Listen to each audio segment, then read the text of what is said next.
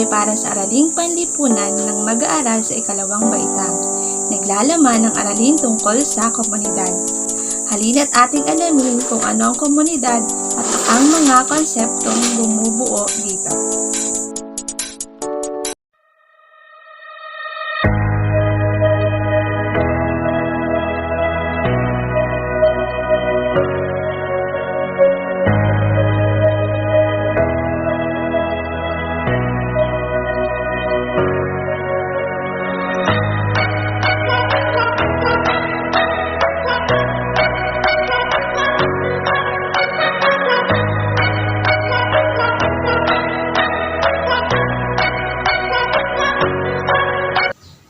Halina mga bata, tuklasin natin ang alamat ng kaingin. Noong unang panahon, may isang patag na gupatang pook na may tumutubong malalaki at maliliit na mga punong kahoy, mga dawag at iba't ibang uri ng matataas na damo. Isang araw, may pangkat ng mga kalalakihan na pinamumunuan ni Pablo kasama sila Augusto, Hermie at Eyo ang napadpad dito. Malawak ang puok na ito, sambit ni Pablo. Mayabong ang mga punong kahoy at mataas ang mga damo, sang-ayon naman ni Augusto. Nilibot nila ito ng araw na iyon upang magmasid sa buong kapaligiran.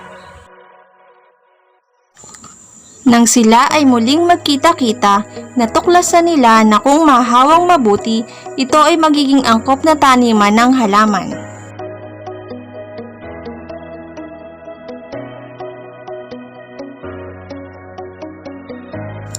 Halina mga kasama, isagawa natin ang pagkakaingin sa puok na ito. Pag-aya ni Pablo sa kanyang mga kasamahan. Hawanin at sunugin natin ang mga dawag at putulin ang mga punong kahoy, maliit man o malaki, tugon naman ni Augusto.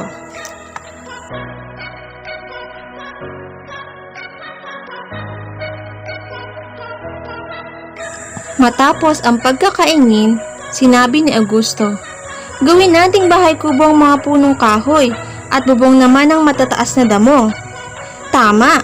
Ito ang gagawin nating tirahan habang tayo ay naririto. Pagsang-ayon ni Pablo. Lumipas ang mga araw, sinimulan ni Pablo na taniman ng iba't ibang uri ng mga halaman ang malawak na lupaing iyon. Lumipas ang ilang buwan, malusog ang tubo ng ating mga halaman. Tiyak na marami tayong maaani sa mga ito. Natutuwang sambit ni Pablo. Maaari na nating dalhin ang ating mga pamilya sa pook na ito at dito na tayo manirahan, duktong paniya.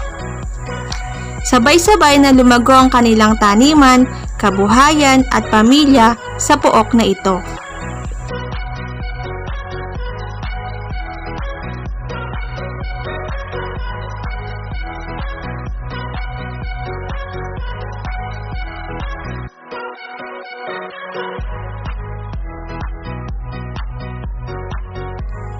Isang araw, nag-uusap sila Pablo at ang kanyang may bahay nang biglang nagtanong ang kanilang anak. "Itay, ano po ang pangalan ng malawak na puok na ito?" "Anak, dahil sa pagkakaingin, natuklasan natin ito kaya kaingin ang itatawag natin dito." May ngiting tugon ni Pablo sa kanyang anak. Mabilis na umunlad ang puok na ito at naging ganap na komunidad. Sa kasalukuyan, meron na itong sariling pamahalaan na mumuno sa kaayusan at kaligtasan ng buong komunidad. Paaralan na humuhubog sa kaisipan ng mag-aaral tungo sa pag-unlad. Simbahan, dito sama-samang nananalangin at nagpapasalamat ang mga tao sa Diyos.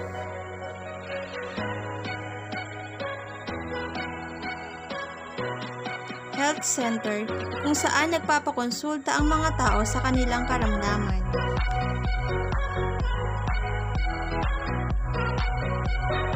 Pamilihan na binibilhan ng pangunahing pangangailangan. at pook libangan na pinagdarausan ng mga palarong pambarangay at ginagamit na palaruan ng mga bata tuwing araw na walang pasok sa paaralan. Sa ngayon, ang Kaingin ang pinakamalaking barangay sa bayang kinabibilangan nito.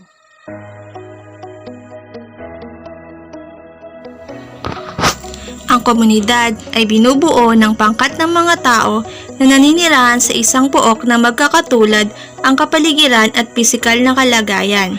Ito ay binubuo ng pamilya, paaralan, simbahan, pook libangan, health center, bahay pamahalaan, at pamilihan.